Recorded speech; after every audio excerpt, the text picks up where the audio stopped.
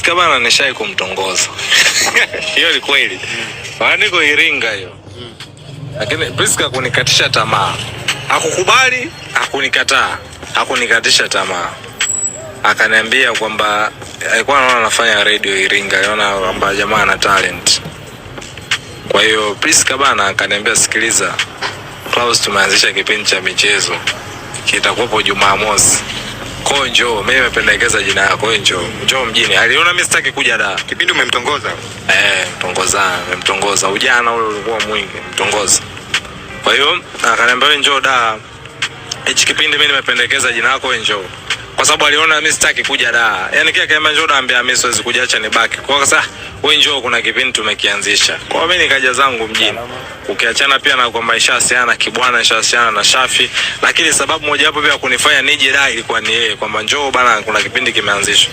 Nilipofika akaniambia, sikiza, hamna kipindi hapa wewe, lakini wewe kwa sababu ushafika nafasi itapatikana. Kaka, kwa hiyo sikuwahi kumpa shout Priska Kishamba. Shukrani. Sasa hivi ni dadangu, sasa hivi amekuwa dadangu.